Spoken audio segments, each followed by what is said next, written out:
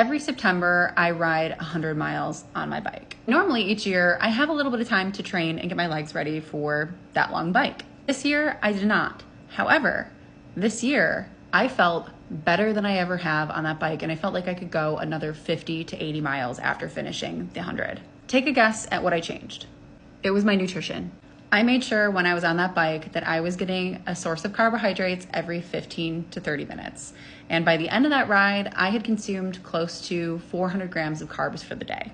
And I felt freaking amazing. I can't stress it enough that eating to perform and eating for aesthetics/body recomp, totally different things.